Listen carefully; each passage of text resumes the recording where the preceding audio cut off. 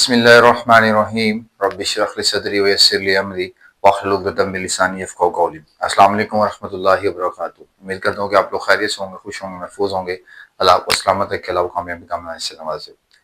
Kinematics chapter number 2 9th class physics new course discussion चल रही है, जिसके अंदर आज का हमारे पास जो लेक्चर है वो डिस्कस होने वाला है, जिसके लिए मैंने एक शॉर्ट कल अपलोड किया था, एक शॉर्ट वीडियो भी अपलोड की थी कि आने वाला लेक्चर किस चीज के अबाउट होगा। तो कुछ बच्चों ने कहा था कि सर वो डायनामिक्स के अबाउट था, लेकिन वो बेसिकली आज आपको पता चल जाएगा ये लेक्चर किस चीज के अबाउट होगा। ठीक है, देखने में ये आता है कि सर बॉडी जनरली तौर पे दो स्टेट्स में हो सकती है। कोई भी जिस्म, कोई भी ऑब्जेक्ट है इस कायनात के अंदर, तो उसकी दो स्टेट्स हो सकती हैं। या तो वो बॉडी रेस्ट पे हो सकती है या मूवमेंट में हो सकती है। मैं ऐसा नहीं कह सकता कि कोई बॉडी रेस्ट पे भी है और मूवमेंट में भी है। ठीक है, ये बोर्ड रेस्ट पे है, मेरे इस रूम में कई सारी चीजें ऐसी हैं जो कि रेस्ट में है, अकेला मैं ही घूम रहा हूँ जो मूवमेंट में है। ठीक है, तो बेसिक आपकी कोई भी बॉडी की दो स्टेट्स हैं, या वो रेस्ट में या मूवमेंट में है। मूवमेंट के अंदर आपके पास कोई टाइप आगे आ सकती है, यूनिफॉर्म मूवमेंट है, वेरिएबल मूवमेंट है, वो एक अलग डिस्कशन है। ठीक है, लेकिन एक्चुअल तौर पे आपके पास यूनिवर्स में सिर्फ दो स्टेट्स ही हो सकती हैं किसी बॉडी की, या बॉडी रेस्ट पे होगी या बॉडी मूव कर रही होगी। अगर तो बॉडी रेस्ट पे है तो रेस्ट का मतलब ये है कि बॉडी अपने इर्द गिर्द के लिहाज से अपनी जगह चेंज नहीं कर रही, ये बॉडी रेस्ट पे ही है, ये अपने इस सराउंडिंग, ये इसकी सराउंडिंग है, इसके लिहाज से अपनी जगह चेंज नहीं कर रही। सॉरी, फिर कई सारी चीजें इस वक्त इस टेबल पर पड़ी हुई, बहुत सारी चीजें हमारे मेरे साइड पर, बहुत सारी चीजें, ये तमाम चीजें रेस्ट पे हैं क्योंकि सर ये अपनी सराउंडिंग के लिहाज से, इर्द गिर्द के लिहाज से जगह चेंज नहीं करी। ठीक है, कहने को तो मैं भी इस वक्त रेस्ट पे हूं।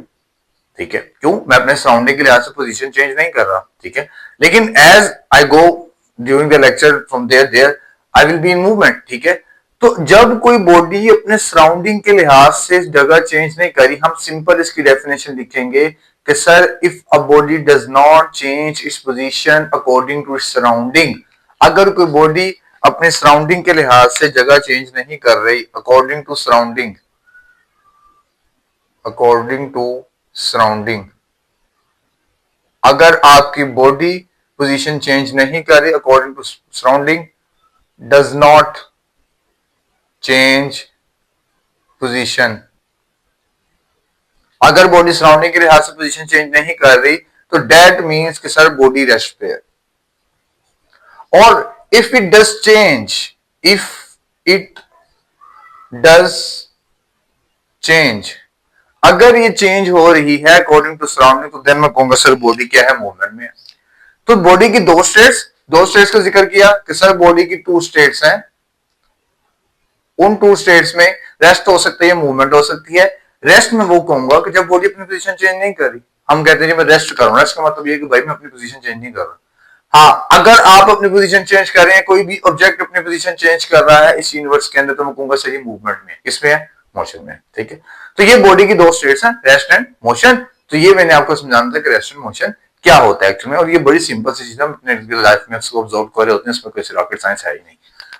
रेस्ट एंड मोशन जो है बेसिकली तौर पे मैं ये कहता हूं कि रेस्ट और मोशन जो है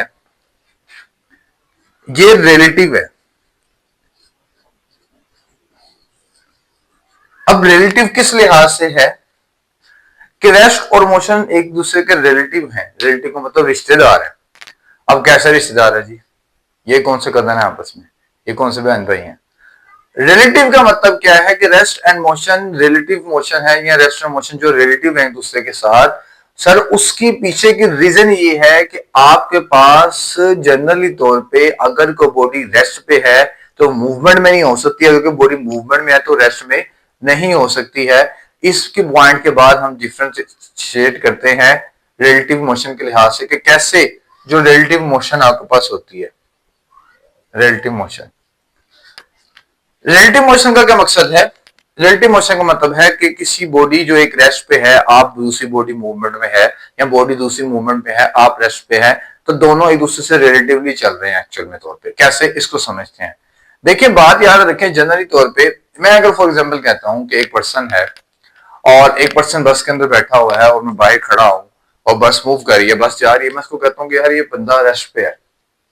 ठीक है, ये बंदा रेस्ट पे है, लेकिन अब मैं क्या ठीक कह रहा हूं या नहीं। और फिर दूसरा पॉइंट में ये कहता हूं, मेरे साथ बंदा खड़ा कहता है सर नहीं ये मूवमेंट में है। अब एक बंदा कह रहा है रेस्ट पे है और एक बंदा कह रहा है मूवमेंट में है। ये बात को समझिएगा जरा। एक पर्सन मतलब मैं कह रहा हूं कि यार ये बंदा रेस्ट पे है, बस मूव करिए, वो बंदा उसके अंदर बैठा हुआ, मैं कह रहा हूं रेस्ट पे है। लेकिन एक दूसरा पर्सन कह रहा है कि सर वो पर्सन जो है वो मूवमेंट में है। अब मैं ठीक हूं या वो ठीक है? तो हमने क्या किया, हम चले गए टीचर के पास। हमने कहा जी हमें बताए कि बॉडी रेस्ट पे है या मूवमेंट में। हम दोनों में लड़ाई हो जानी है, बताएं रेस्ट में थी मूवमेंट में थी। अब हुआ क्या, हमने ये जानना था कि मैं जीत रहा हूं या वो जीत रहा है। उसने हमें टीचर ने बताया कि सर बेटे आपके पास अब दोनों ठीक हैं। हम बड़े हैरान, कैसे? वो भी ठीक कह रहा है, मैं भी ठीक कह रहा हूं, मैं कह रहा हूं रेस्ट पे, वो कह रहा है मूवमेंट में है, तो दोनों में से एक पर्सन ही ठीक होगा ना। लेकिन दोनों कैसे ठीक हैं? वहां पर उन्होंने मुझे कॉन्सेप्ट समझाया कि बेटे आपके पास फ्रेम ऑफ रेफरेंस भी किसी चीज का नाम है। उन्होंने मुझे समझाया कि कैसे आप लोग ठीक हैं। आप इस तरह ठीक है कि sir there are different frame of references. Frame of reference, frame of reference का मतलब ये है कि सर रेस्ट वाले पर्सन ने, मतलब बेटे आपने अगर बात की है कि बॉडी रेस्ट पे है, तो आपने इस लिहाज से बात की है कि बस के अंदर जो पर्सन बैठा हुआ है वो अपने इंटीरियर के लिहाज से मूवमेंट नहीं कर रहा, तो इसलिए आपने कहा वो रेस्ट पे है। और ये जो पर्सन कह रहा है ये आउटसाइड द बस खड़ा हुआ है, आउटसाइड द बस खड़े होकर कह रहा है, आउटसाइड द बस को देखते हुए कह रहा है, एक्सटीरियर को देखते हुए कह रहा है कि वो पर्सन मूव कर रहा है। तो इस तरह फ्रेम ऑफ रेफरेंसेस का डिफरेंस है, जिन फ्रेम ऑफ रेफरेंसेस को आगे जाकर नाम देंगे इनर्शियल और non inertial frame of references. दो तरह के फ्रेम ऑफ रेफरेंसेस आपके पास आते हैं। ये नॉलेज के लिए आपको मैं बता रहा हूं कि inertial and non inertial frame of references होते हैं। इनर्शियल फ्रेम ऑफ रेफरेंस भी होता है और non inertial frame of reference भी होता है। तो इस तरह हम दोनों ही ठीक थे। मैं एक्चुअल में इनर्शियल फ्रेम ऑफ रेफरेंस से था, मैं बस के अंदर था, इसलिए मैंने कहा, मैं उसके इंटीरियर को देखते हुए कह रहा था कि ये पर्सन अपने इंटीरियर, क्योंकि उसका उस पर्सन का जो बस में बैठा हुआ है उसकी सराउंडिंग तो उसका इंटीरियर था ना, उसकी बस थी ना, तो उस बस के लिहाज से तो अपनी पोजीशन चेंज नहीं कर रहा था। इसलिए I called him that he is at rest, the person is at rest. लेकिन दूसरे पर्सन ने देखा एक्सटीरियरली तौर पे, उसने कहा कि बॉडी जो आपके पास है वो मूव कर रही है, उससे एक्सटीरियरली तौर पे देखा।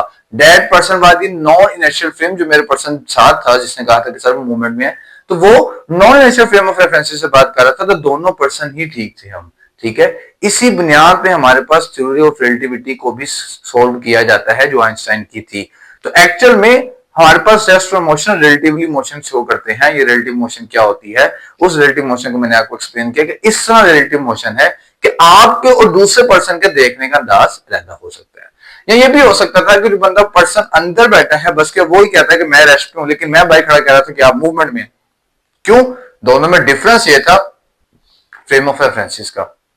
उसका फ्रेम ऑफ रेफरेंस कुछ और था, मेरा फ्रेम ऑफ रेफरेंस कुछ और था। मैं I was in non inertial frame and this person was in inertial frame. ये इनर्शियल जो बात कर रहे हैं हम इंशाल्लाह नेक्स्ट पॉइंट्स में इसको भी डिस्कस करेंगे, थर्ड चैप्टर के अंदर जाके भी। तो अभी तक के लिए मैं आपको ये समझाना था कि कैसे बॉडी रेस्ट और मोशन को डिस्कस करती है, कैसे रिलेटिव मोशन को एक्सप्लेन किया जाता है, कैसे दो पर्सन अगर एक ही चीज के अबाउट पॉइंट्स कह रहे हैं तो वो ठीक ही कह रहे होंगे, तो उसको कैसे ओबे किया, तो हमने उसको इजीली समझा कि रिलेटिव मोशन क्या होती है। उम्मीद है कि आपको ये समझ चीज आ चुकी होगी।